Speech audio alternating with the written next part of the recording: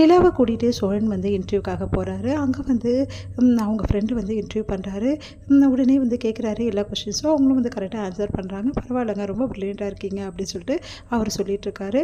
அடுத்து வந்து சரிங்க, எப்போ எனக்கு இது வேலை கன்ஃபார்மா அப்படின்னு சொல்லிட்டு கேட்குறாங்க.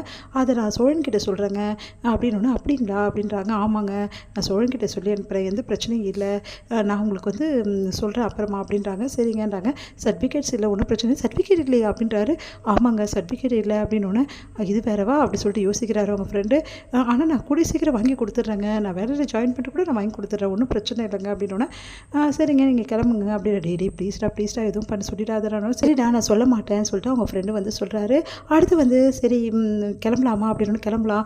எங்க எனக்கு எவ்வளோ சந்தோஷமாக இருக்குது தெரியுமா, வேலை கிடைக்குதோ இல்லையோ ஆனால் ஒரு இன்டர்வியூ அரேஞ்ச் பண்ணியிருக்கீங்க, எனக்கு அதாங்க சந்தோஷம். உண்மையிலேயே வந்து அண்ணன் சூப்பருங்க, அவர்கிட்ட முதல்ல நன்றி சொல்லணும். சொல்லாங்க ஒன்றும் பிரச்சனை இல்லைங்க அப்படின்னு சொல்கிறாரு.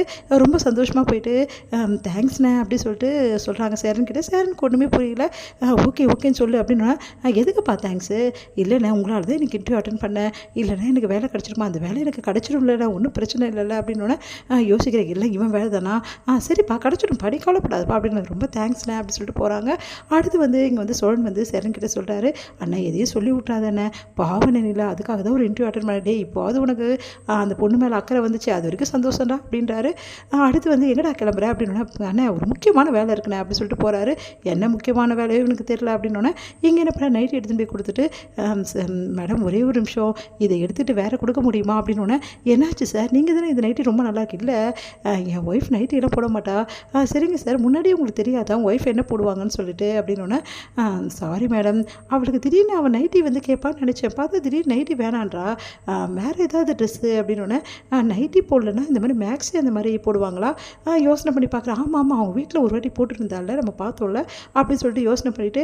ஆமாம் மேடம் அவள் இந்த மாதிரி ட்ரெஸ் போடுவா அப்படின்னோடனே. சரிங்க சார் இந்த இதுக்கு கூட அளவு சொல்லுங்கன்னொன்னே. மேடம் அதே அளவு தான், என்னோடய அளவு அவ்வளோதானே சார், சரின்னு சொல்லிட்டு ஓகேன்னு சொல்லிட்டு ட்ரெஸ்ஸை கொடுக்குறாங்க. ரொம்ப தேங்க்ஸ் மேடம்னு சொல்லிட்டு வாங்கிட்டு வராரு. இல்லை இந்த ட்ரெஸ்ஸை நிலா கிட்ட கொடுத்துடணும் அப்படி சொல்லிட்டு சந்தோஷமாக வாங்கிட்டு வராரு. பல்லவன் வந்து வழியில் உட்காந்துருக்காரு. டேய் பல்லவா உங்ககிட்ட ப்ராக்டிஸ் பண்ணிட்டுமாடா, இந்த ட்ரெஸ்ஸை வந்து நிலா கிட்ட கொடுக்குற மாதிரி. சரி பண்ணிக்கோ அப்படின்னோடனே. நிலா உங்களுக்காக தான் இந்த ட்ரெஸ்ஸை வாங்கிட்டு வந்தேன் அப்படின்னோடனே. இந்த ட்ரெஸ் உங்களுக்காக தான் சர்ப்ரைஸ் அப்படி சொல்லிட்டு இருக்காரு.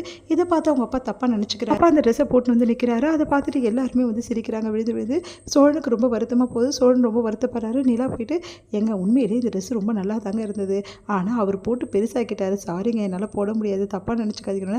நல்ல பல்ப் வாங்கினா சோழன் அப்படி சொல்லிட்டு எல்லாரும் கிண்டல் அடிக்கிறாங்க. உடனே வந்து நிலா வந்து ரொம்ப தேங்க்ஸுங்க எனக்காக யோசித்து வாங்கினதுக்கு, அதனால் வந்து கஷ்டப்படாதீங்க, நெக்ஸ்ட் டைம் வந்து நீங்கள் ட்ரெஸ் இது மாதிரி வாங்கினது கொடுத்தா நான் கண்டிப்பாக போடுறேங்க, ஆனால் வாங்கினது கொடுத்து சுடிதாரே வாங்கினது கொடுத்துருங்க அப்படின்னு சொல்லிட்டு போகிறாங்க. என்ன பண்ணுறது எல்லாம் தலை எழுத்து அப்படி சொல்லிட்டு உட்காந்துருக்காரு. அவங்க தம்பிங்கெல்லாம் வந்து கிண்டல் பண்ணுறாங்க அவரை. உடனே சேரன் வந்து டேய் கவலைப்படாதரா எல்லாம் சரியா, நான் என்னென்னு முதல்ல நிலாவுக்கு ஒரு கிஃப்ட் வாங்கி கொடுத்து இப்படி பண்ணிட்டாரு அவர் அப்போவே வீட்டை விட்டு போக சொன்னேன்ல, அவர் அனுப்புன்னு சொல்லிட்டு நீ கேட்டியா, இப்போ பார்த்தியா என்ன பண்ணுறாருன்னு சொல்லிட்டு வேலை, என் பொண்டாட்டிக்கு வாங்கி கொடுத்தது அவர் போட்டு வந்து நிற்கிறாருன்னு. டே இந்தடா கழட்டிட்டேன்டா, இந்தடா எடுத்துமே கொடுத்துட்றா, நீ போட்டதை எடுத்துமே கொடுக்குற இரு, இந்த ட்ரெஸ் எல்லாம் மறுபடியும் யாரா போடவா முடியும், அதான் ஃபுல்லாக போட்டு பெருசாக்கி விட்டுட்டியே, இதுக்கப்புறம் எப்படி நான் கொடுக்க முடியும், இந்த ட்ரெஸ்ஸை நீயே போட்டுக்கோ அப்படின்னு சொல்லிட்டு போகிறா. நானே போட்டுக்கவா, இந்த ட்ரெஸ் எனக்கு நல்லா அவ்வளோ நல்லாவா இருக்குது, என் பையனுக்கு பிடிச்சிருக்கு போட்டிருக்கேன் நான் போட்டது அப்படின்னோடனே. ஆமாம் ரொம்ப நல்லா இருக்குது அப்படின்னு சொல்லிட்டு பல்லவன் விழுந்து சிரிக்கிறாரு. இங்கே நீலா பல்லவன் விழுந்து சிரிக்கிறாங்க. உண்மையிலேயே உங்கள் அப்பா எப்படி இருந்தார்ல, அப்படியே ஒரு ஃபோட்டோ எடுக்காமல் போயிட்டோம் அப்படி சொல்லிட்டு சிரிக்கிறாங்க ரெண்டு பேருமே. அவனுக்கு ரொம்ப வருத்தமாக இருக்குது. அப்போ வந்து அவங்க எல்லாரும் சேர்ந்து அவரை சமாதானப்படுத்துகிறாங்க. வீட்டில் பார்த்துக்கலாம் அப்படின்னு.